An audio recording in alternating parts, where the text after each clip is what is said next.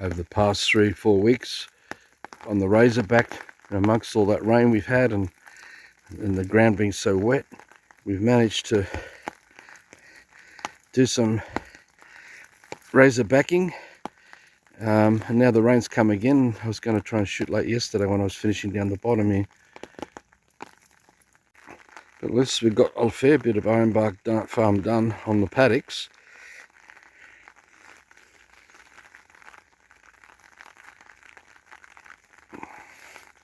We've just got the upper high areas and 4-hour sessions to 5-hour sessions on the Razorback before the petrol runs out. Refuel. We would have done a good 10 sessions, maybe more. Well, it shows what can be done. Very challenging, but we managed to get a lot done.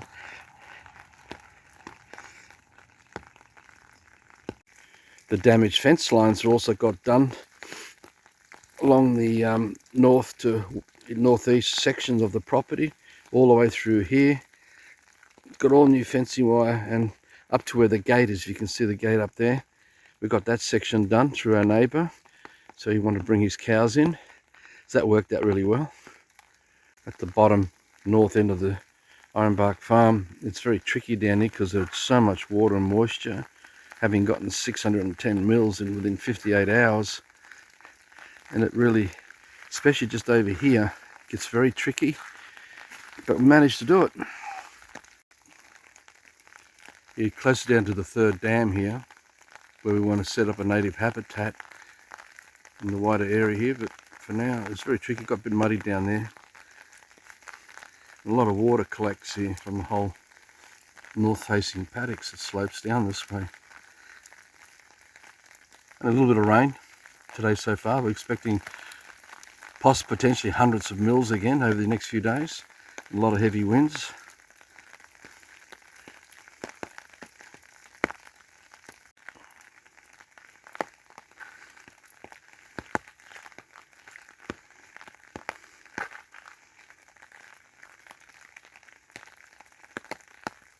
A bit of the road section just down here at the bottom still needs to be cleaned up, but I wanted to concentrate on the inside here because of all that rain that was being predicted and heavy winds and that. So I got out here and just ripped into here with Fiona's help as well.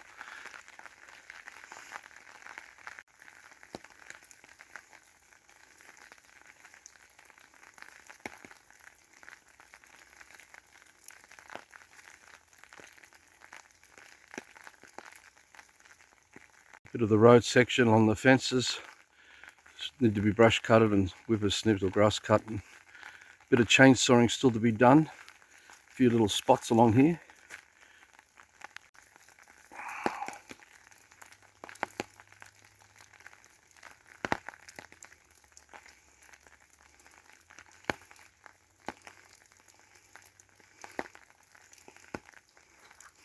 And this is the bottom section that where I haven't finished cleaning up the main road.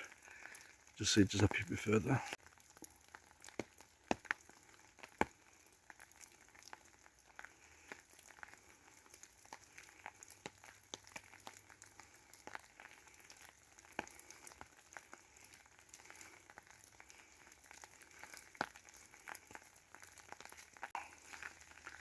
Probably get to finish this section maybe late this week or early next week, pending rain and how wet things are.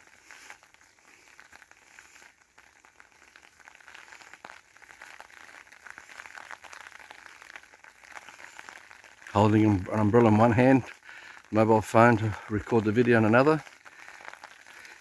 Interesting.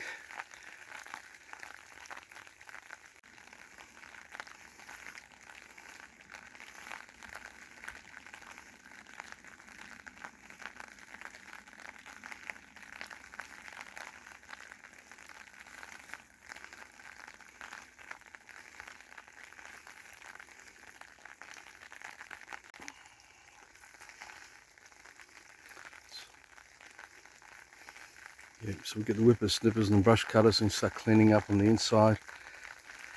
See areas under some of the big grey gums and blue gums we've got to still clean up.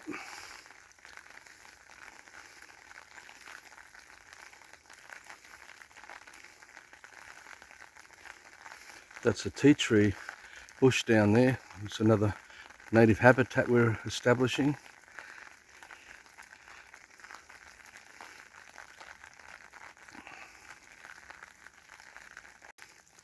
We're now entering the areas where I've got to get back and carry on collecting timber debris, all the debris from trees, and then start slashing the generous lantana, which really helps with fixing nitrogen into the ground. I'm now up into the drier areas of the property,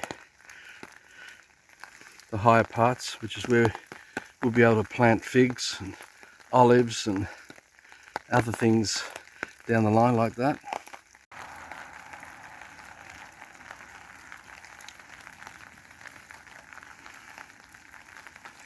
Love walking around the property, so many different aspects.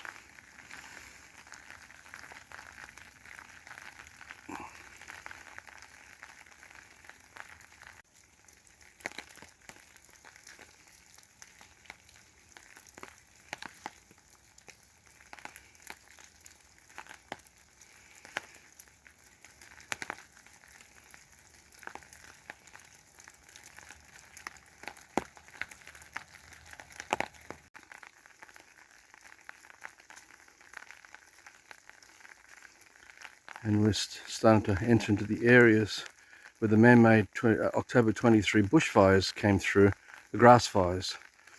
And with the wind since, we've had a lot of debris and even trees falling down. Still up in the higher sort of drier areas.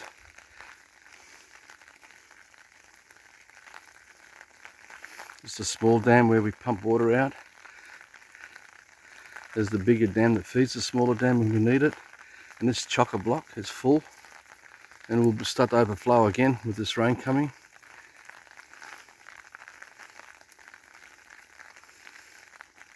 All this lantana and Queen Anne lace, amongst other things, will all be slashed and help build up the carbon profile in these dry areas. It's a lot more rockier. Now that we've got the auger,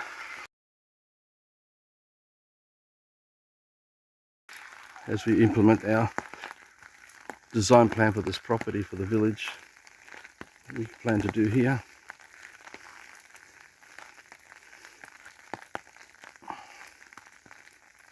The Ironbark farm main gate, the top gate, it's still up in the upper areas. You just start seeing fallen tree limbs and or trees that have come down.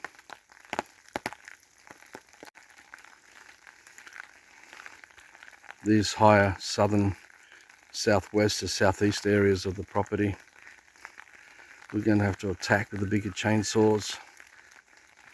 We're waiting for a tree surgeon who'll be coming once the larger monies are freed up. We'll be able to plan what we're going to do, what trees we're going to keep for building, and what we're going to use for hugel culture or putting into swales, and the rest will be wood chip and other beneficial things you do with carbon. This come apart and fallen, and it's leaning on some other trees that all will be taken down. Many trees have gotten weak here, and with these big heavy winds, it's supposed to be up to 135 kilometers an hour coming through over the next 2-3 days. So it'll be interesting to see what else falls after all the floods and bushfires and that we've had.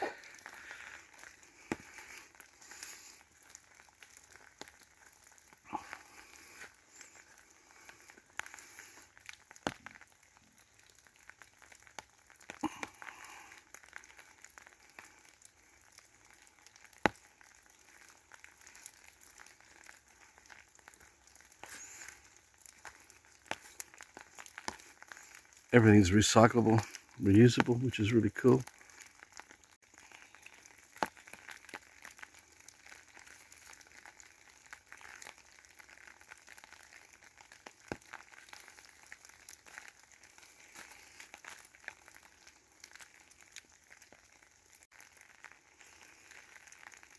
This will be the hardest job, coming in here with the big steel chainsaws, and God knows how many we're going to take down. There's so many trees, like even this one's dead.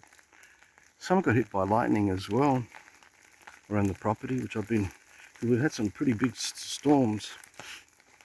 The energy here is pretty powerful, which is one of the great things about this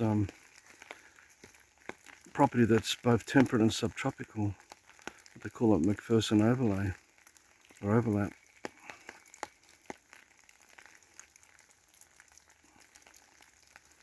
There's a lot of saplings that have grown we're going to be taking down, but we're going to work with a tree surgeon on all this, or tree scientists.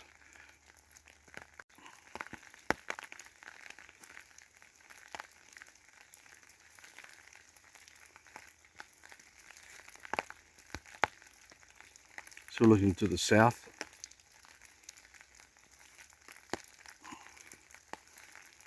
Now towards the east. We swing around back to the north. As we go lower down in the highest parts of the Ironbark farm. And then over across to the west, over there. We recently built a feeding station with some star pickets and pallets. Cost us less than $5. It was good.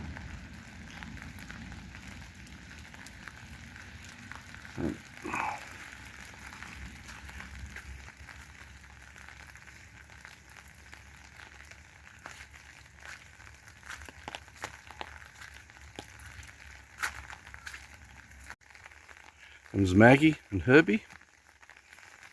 Probably wondering whether we're bringing them some feed or carrot o'clock time, which is not going to happen while I'm doing this video.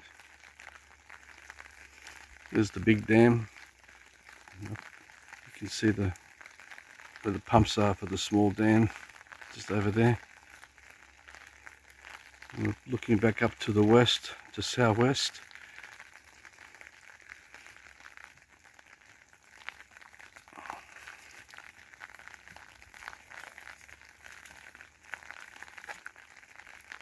Hi Maggie. Hi Herb.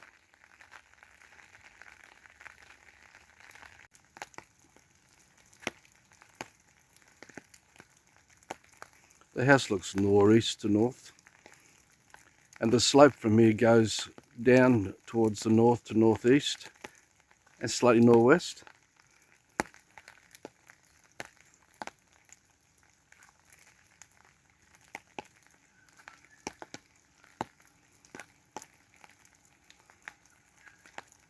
I'll be slashing all this this next week or so, or 2 weeks.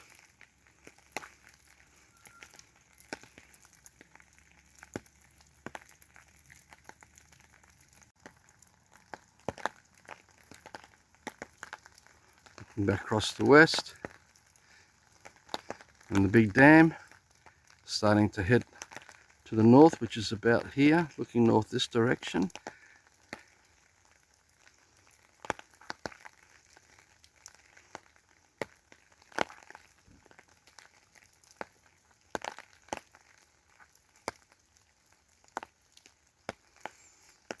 It's a large section of a grey gum that came down a couple of weeks ago. So we're letting it dry out a bit. We're going to chop it all up in the next few weeks as well.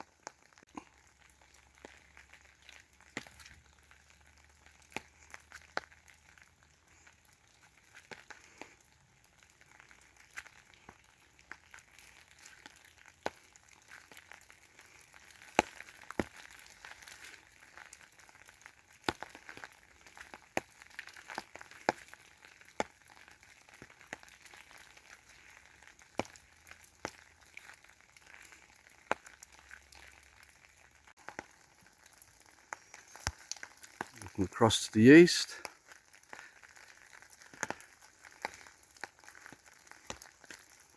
You see the gentle slopes of these large, what is it, 15, 16 acres of the 27 acres of Ironbark farm.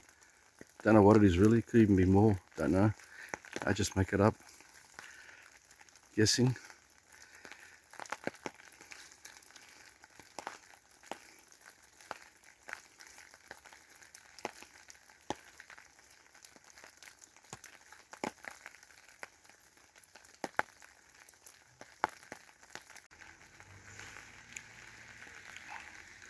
Looking southwest, back to the house.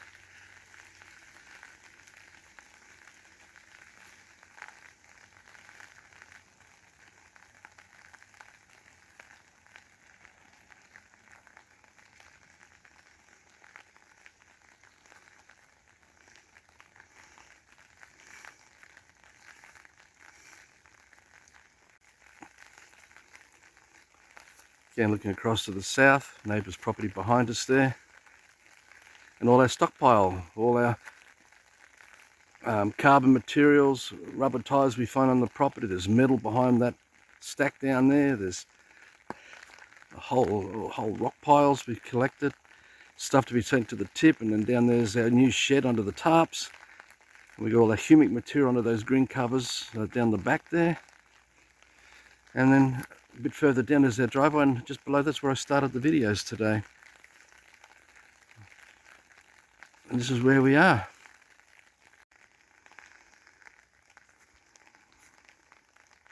All the sheds under those tarps there. We've got a whole lot of timber under tarps behind all that we brought up from the Southern Highlands. We moved to in October, November, December 23.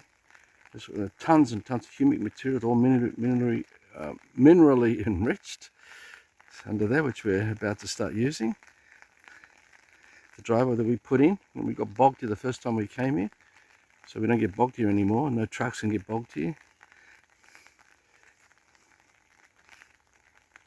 And there's our north facing, northeast to northwest facing valley or paddocks. Fiona left with the black Mazda CX-9, so she's gone to pick up the machine we bought today from down at Port Macquarie to help us with digging holes. Anyway, I'd say that's enough for today. Give you an idea where we are with Ironbark Farm and how much work and why there's so many areas we let grow. Like you'll see down there, there's this whole lot of material that just keeps growing back. I forgot the name of these bush trees that are in the background there, but you use it for mulching and for putting into compost and that. We have more of that stuff here, just growing right in front of us here, and some more in the background over there, just to the left of the garage. The auger that Fiona's picking up from Total Tools today in Port Macquarie are going to help us to plant all these citrus trees. There's many others in other pots throughout the garden. We've had climatising here for a couple of years, bringing them down from the very cold Southern Highland climates, New South Wales. Looking to the south again. It's an old bomb shed that we use for storing all our pots, other plastics and things that we use for the garden. There's our junkyard down there.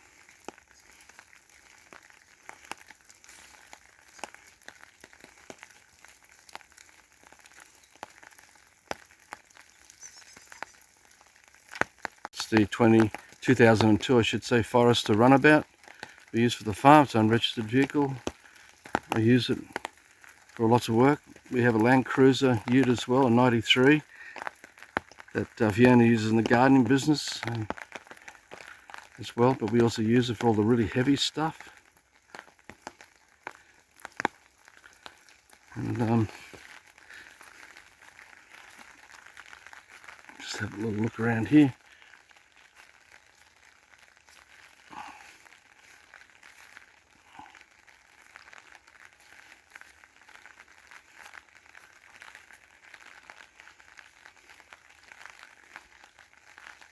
Looking south again, a lot of pots that are climatising inside this area where the jacaranda is. They'll all be replanted.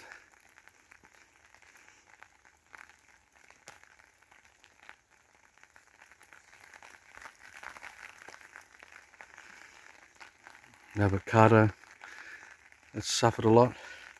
We've got loquats and apples, pears, and we've got a mulberry tree that's already starting to shoot in the first month of winter.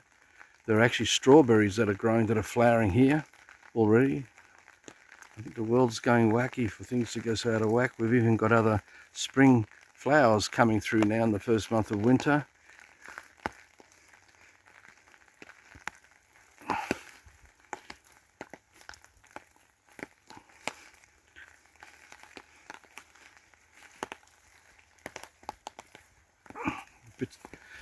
bit out of whack.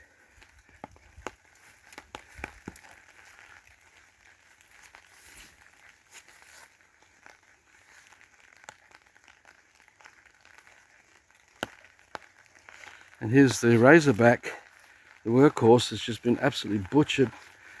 The amount of metal we've been hitting as we've been uncovering, and timber that we don't even notice is there. Look at the size, look at this. This is how badly damaged this thing is. But she still works. She's still a great workhorse.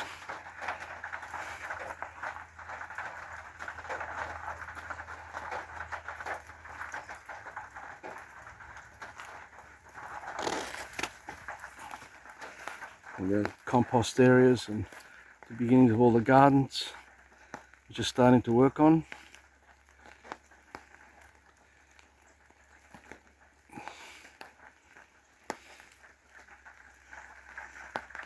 All the water tanks collectively here, I think gives us about 104,000 litres of water. All of them are full, or just about full. Looking west to southwest, you can see our fence line over there to the left. And now we're heading around to the south with our fence line just there.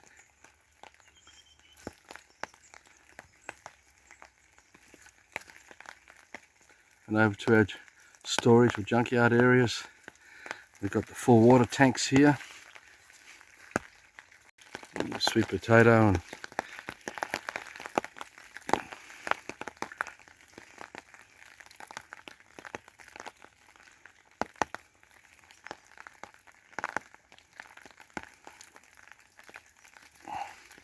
the second of the 4 main water tanks is overflowing. These 2 new ones at the back here are full. And we've got another one,